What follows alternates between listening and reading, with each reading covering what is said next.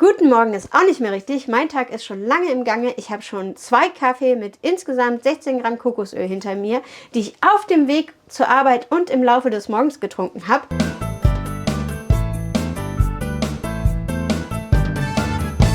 Ich befinde mich kurz vor meinem Frühstück und ich freue mich tierisch drauf.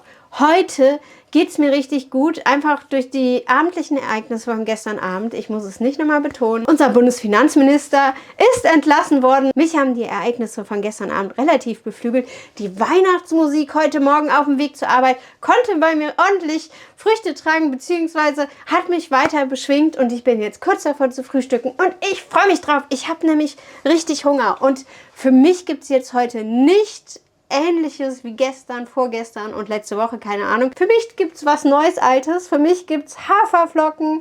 Die sind hier, die habe ich vorher schon in Wasser eingeweicht. Einmal Sojajoghurt, das ist das Weiße. Und einmal eingeriebenen Apfel. Das werde ich gleich alles miteinander zusammenrühren und frühstücken. Und ich habe eine Zitrone dran, deswegen ist der Apfel auch noch nicht so braun geworden und sieht eigentlich noch so frisch aus. Ich bin da immer total begeistert, mit was für einfachen Komponenten man zum Beispiel verhindern kann, wie der Apfel braun wird.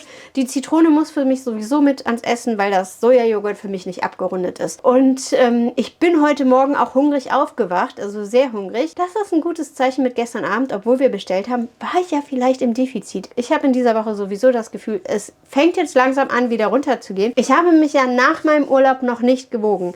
Ich tendiere dazu, oder ich habe mir überlegt, dass ich mich am Wochenende wiege, Samstag oder Sonntag. Eigentlich hatte ich das schon letztes Wochenende vor, aber ich habe mich einfach nicht gut gefühlt. Ich habe mich nicht stark gefühlt. Und wenn ich mich nicht stark fühle grundsätzlich, nach einer längeren Zeit, in der ich nicht mehr auf die Waage gegangen bin, dann mache ich das auch nicht. Ich mache das nur, wenn ich mich gut fühle oder wenn ich einfach weiß, ich kann, egal in welche Richtung, mit dem Ergebnis gut umgehen. Normalerweise tendiere ich dazu, mich jeden Tag zu wiegen, weil ich dann einfach weniger Probleme damit habe, auf die Waage zu gehen. Da ich aber Urlaub hatte, habe ich mich gar nicht gewogen. Und deswegen möchte ich wieder meinen Startpunkt finden. Wahrscheinlich am Wochenende, weil ich ja jetzt auch das Gefühl habe, ich habe entweder nicht so viel zugenommen oder schon ein bisschen abgenommen. Es gibt jetzt gleich Abendessen und ich freue mich schon drauf. Ich bin gerade eben erst zu Hause gelandet. Ich habe nichts mehr zwischendurch gegessen. Ich weiß jetzt gerade auch nicht, wie ich es geschafft habe. Aber ich kriege heute definitiv meine Bilanz voll.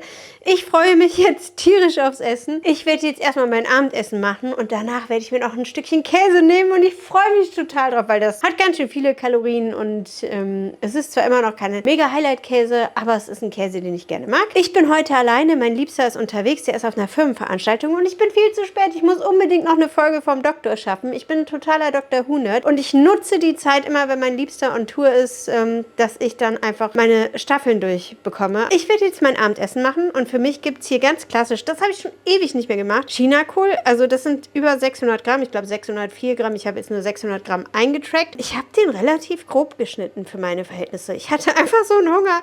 Ich habe einfach nur das Messer durch den Chinakohl gehauen. Und hier heizt ich mir schon die Pfanne an, das hört ihr gerade. Und dann gibt es hier für mich Bohnen. Die habe ich schon Ewigkeiten nicht mehr gegessen. Ich freue mich total drauf, weil ich liebe diese Bohnen. Das sind wirklich meine Lieblingsbohnen. Und das mache ich alles mit Butterschmalz. Damit wäre das Gericht nicht mehr vegan, sondern vegetarisch. Das habe ich selber gemacht. Das ist ganz easy. Und ich habe mir hier noch ein bisschen von dem Bohnenwasser übrig gelassen. Ich weiß nicht, ob ich es dazu tue oder nicht, weil es hat auch noch einen stärkeren Blenden-Effekt, sage ich jetzt mal. Aber ich werde auf jeden Fall Kaisernatron mit dran tun, damit mein Liebster nicht ganz so viel leidet. Ich bereite das jetzt mal alles zu und dann zeige ich euch gleich, was dabei rausgekommen ist. Das ist das Ergebnis. Man sieht, Chinakohl fällt ordentlich zusammen und das ist auch gut so, weil ich hatte eine Menge Chinakohl und ich freue mich jetzt, das zu essen. Ich habe mir hier noch Parmesan drüber gemacht. Damit ist das Gericht nicht mehr vegetarisch, weil tierisches Lab am Parmesan dran ist. Und das ist ja quasi ein Enzym aus Kälbermägen, glaube ich. Ich werde auf jeden Fall jetzt mein Essen genießen. Es schmeckt super gut und ich wusste überhaupt nicht, was ich dran machen sollte, weil meine Lieblingsgewürze sind nicht da. Und deswegen habe ich einfach hier italienische Kräuter dran gemacht. Und dann hier, das ist gemahlener Knoblauch, der kommt eigentlich, also ist eigentlich getrockneter Knoblauch, der in Scheiben kommt. Und dann hier, das ist Ras El Hanout. Da habe ich nicht so viel dran getan, also doch einen Teelöffel, würde ich sagen. Und eine Prise Zimt habe ich mir noch mit reingemacht, weil ich Bock drauf hatte. Und das schmeckt erstaunlich lecker. Also ich war kurz davor, noch ein bisschen mehr von dem Ras El Hanout, also von dem hier, mit dran zu machen. Aber ich habe gedacht, ne, Das lässt sie jetzt mal so, man muss nicht immer zu viel dran tun, weil ich habe ordentlich italienische Kräuter dran getan. Und seitdem ich mal quasi mich eine Zeit lang so ungefähr nach ayurvedischer Küche ernährt habe, würze ich richtig viel, weil man da richtig viele Gewürze nimmt. Und das hat mich so begeistert und Kräuter und so weiter und so fort. Deswegen tendiere ich jetzt dazu, wenn ich Kräuter nehme, viele Kräuter zu nehmen und auch viele Gewürze zu nehmen, aber nicht immer. Und jetzt freue ich mich, das zu essen. Ich habe nämlich einen riesengroßen Hunger und das ist jetzt genau das Richtige. Es schmeckt auch super gut, weil ich habe schon den Löffel hier abgelutscht. Deswegen weiß ich's. Hier ist Future Letty. Ich bin jetzt wirklich schon 3 Wochen voraus. Ich habe gerade mein Video geschnitten und gesehen, du hast es schon wieder vergessen oder du hast es nicht bedacht oder hast gedacht, oh, das kannst du alles gleich regeln und so weiter und so fort. Und ich habe es nicht geregelt. Ich habe gerade eben mein Essen geschnitten und habe gedacht, oh, das sieht aber lecker aus. Das könntest du dir gleich nochmal machen. Ich weiß auf jeden Fall, dass mir das sehr gut geschmeckt hat. Und ich habe das jetzt schon gefühlt Ewigkeiten nicht mehr gegessen. Das ist jetzt circa 3 Wochen her. Und ich werde es mir auf jeden Fall demnächst wieder machen. Das ist auch so einfach. Einfach Bohnen und Chinakohl. Fertig, erledigt, ab in die Pfanne, geht ratzfatz. Hatte ich irgendwie nicht mehr auf dem Plan jetzt, so seitdem. Also ich weiß nicht, ob ich es mir am nächsten Abend gemacht habe, aber seitdem hatte ich es nicht mehr am Plan. Kann ich nur weiterempfehlen. Und dann habe ich mir als Nachtisch noch den Käse gegessen. Ich esse den total gerne. Also überhaupt Käse so in der Art, also alles, was mit so Schimmel zu tun hat. Also der hat schon ordentlich Kalorien. Der hat, glaube ich, 400 Kalorien auf 100 Gramm. Dass ich mir den noch essen konnte, weil ich es einfach übrig hatte von den Kalorien her. Das war für mich ein Hochgenuss. Ich spare das eigentlich sonst ein, weil ich es eigentlich lieber in Masse vom Essen her investiere, als jetzt in so kleine Käsestückchen.